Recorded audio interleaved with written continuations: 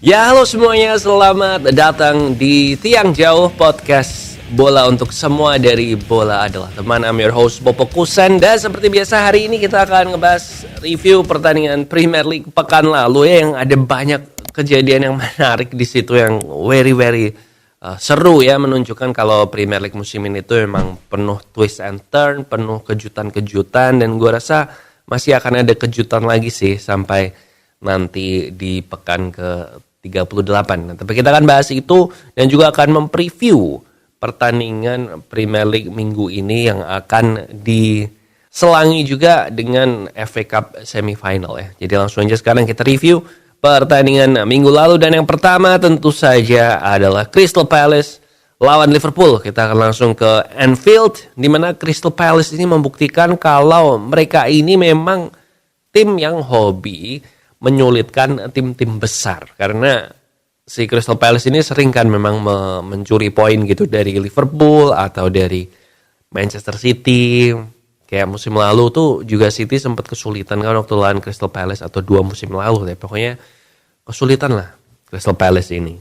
Dan gue bilang yang menarik dari penampilan itu Crystal Palace kemarin adalah si Joachim Andersen dan juga Adam Wharton. Adam Wharton ini menurut gue keren banget sih, karena Adam Wharton ini kan masih muda ya, dia umurnya baru 19 tahun apa 20 tahun gitu, dan dia dibeli Crystal Palace ini dengan harga murah Januari tahun lalu dari Blackburn Rovers. Padahal si Blackburn itu sebenarnya tahu bahwa si Adam Wharton ini tuh harusnya harganya lebih mahal dari itu, nggak cuma 20 juta aja. Tapi memang si Blackburn ini BU butuh uang, dan waktu itu yang mau ngebayar ya cuman si, ya pokoknya intinya kepepet lah. Walaupun sebenarnya kalau mereka bisa nunggu rada lama, maka si Adam Wharton ini harganya bisa lebih dari itu. Tapi ya gimana, namanya kepepet ya, namanya BU ya, namanya butuh uang.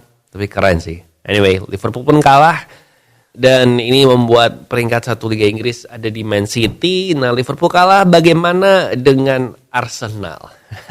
Arsenal ternyata juga menyusul kekalahan Liverpool. Jadi sebenarnya kalau Arsenal menang, maka dia bisa ada di puncak Liga Inggris sendirian. Tetapi Arsenal juga deja vu ya, sama kayak tahun lalu.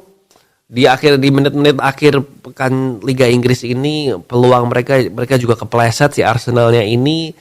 Dan Aston Villa bagus banget sih kemarin di lawan Arsenal itu. Jadi kayak biasanya ya kalau lu lihat Unai Emery gitu, mereka kalau main lawan tim besar itu kan cenderung bertahan kan, kayak dari zamannya di Villarreal, terus di zamannya awal-awal Aston Villa. Nah, tapi kemarin Arsenal lawan Aston Villa, si Aston Villa ini ya walaupun mereka bertahannya bagus, tapi mereka bertahannya tuh nggak cuma bertahan ngincer counter attack, dan hasilnya ya memang keren si Aston Villa ini. Jadi menurut gua Aston Villa layak menang.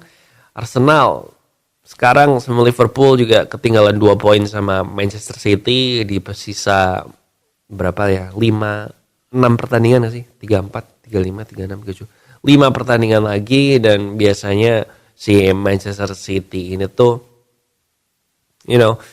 di pertandingan-pertandingan yang mereka harus menang itu mereka beneran menang gitu. Nggak kayak yang lain. Well, 6 pertandingan sisa. So kita tunggu aja. Tapi feeling gue masih akan ada twist ya dari perebutan gelar juara Liga Inggris ini. Nah, kita ke City juga santai aja, dia ngebantai Luton City. Dia ngebantai Luton, gue cukup yakin City nggak masalah sama ini sih, dan emang bener 3-0 di menit 70-an. Kevin De Bruyne dicadangkan, dimasukkan ke bench persiapan buat lawan Real Madrid minggu ini nanti malam. And apalagi. Oh, Chelsea sih lucu banget. Jadi Chelsea kan ngebantai Everton tadi malam 6-0 kan. Nah, yang lucu dari pertandingan ini adalah karena pada waktu kondisinya 4-0, si Cole Palmer, penendang penaltinya Chelsea, juga udah hat-trick. Nah, Chelsea dapat penalti nih. Terus pemainnya rebutan, Madueke, Nico Jackson, sama ada Conor Gallagher juga, kaptennya Chelsea. Itu mereka berebutan bola sampai akhirnya si Cole Palmer datang, dan dia yang memutuskan kalau dia yang harus menendang penalti ini. Yang jatuh itu si Madueke kayaknya yang dijatuhin. Nah, ini tentu aja Jadi lucu kan, si Pochettino juga meminta maaf soal kelakuan timnya ini. Dia bilang ini nggak dewasa, kelakuannya kayak anak sekolahan kalau main sepak bola, rebutan penalti. Dan rebutannya tuh cukup lama, man. Nggak cuma yang satu orang ngambil, terus didatengin kapten, terus dikasih ke Cole Palmer gitu. Enggak, ini rebutannya cukup lama. Lu kalau ada waktu, cek di YouTube deh. Rebutan penaltinya Chelsea ini tuh lucu banget. Nah, gue jadi ada ide, gue ada usul ya. Gimana untuk menghilangkan hal yang kayak gini, dan gimana juga untuk membuat penalti itu lebih menegangkan. Karena sekarang musim ini 90% ke atas penendang penalti itu gol loh. Jadi di Liga Inggris musim ini rekor konversi tendangan penalti itu mencapai 90-95% gitu, tertinggi. Biasanya cuma di 75%. Nah, jadi menurut gue ini perlu dimodifikasi ya supaya nggak terlalu pasti gol kalau penalti. Dan menurut gue usul yang bagus adalah pemain yang di foul di kotak penalti, nah dia yang harus nendang penaltinya. Nah menurut gue itu bakal lebih seru sih. Kayak misalnya si yang dijatuhin di kotak penalti itu Sterling misalnya. Nah, terus Sterling yang harus nendang. Dia kan tendang penaltinya gak gitu bagus tuh. Maybe di 70% atau di berapa. Atau Wilfried Zaha nih. Kalau dia yang jatuh harus dia yang nendang. Nah dia itu lebih banyak nggak masuknya, kayaknya dia dapat nendang 3 penalti dan yang gol cuma 1 kayaknya dari 4 penalti terakhir. Gue lupa statistiknya. Tapi kan kalau kayak gitu seru kan. Jadi pemain-pemain ini juga mikir gitu kalau mau nge-foul atau kalau mau jatuh, aduh dia juga tegang kan. Menarik gak? Menurut gue perlu coba diomongin sih. Kalau yang nendang penalti itu harus yang di foul.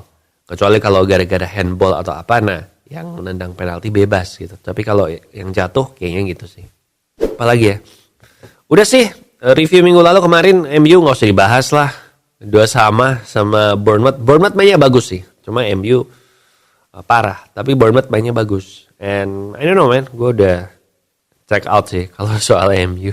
So langsung aja kita bahas game week 34. Ini pertandingannya ada banyak ya, karena ada yang main 2 kali juga. Dan tentu aja partai pilihan Poponya sudah jelas, yaitu Arsenal melawan Chelsea. Rabu depan jam 2 pagi. Well, mungkin udah ada, ini gak sih? Udah ada tiang jauh lagi sih. Tiang jauh minggu depan hari Selasa. Jadi Oke, partai pilihan Popo yang minggu itu adalah Arsenal Chelsea. Actually weekend ini partai pilihan Poponya bukan di Premier League ya, tetapi di FA Cup semifinal, yaitu Manchester City lawan Chelsea hari Sabtu jam 11.15. Jadi partai pilihan Popo itu, nah yang lain ya lo bebas nonton kalau lo tim favorit lo ya. Misalnya lo Luton, Brentford, Sheffield, nah itu terserah lo. Tapi gue di situ. Gitu aja buat yang jauh kali ini. Thank you banget yang udah nonton ya. Jangan lupa share juga, like, subscribe, dan share juga ke teman-teman kamu. Podcast Tiang Jauh ini adalah podcast bola untuk semua. Gak harus ngerti banget sepak bola, gak harus apa-apa. Hostnya aja juga gue bukan pandit kan. Jadi enjoy aja.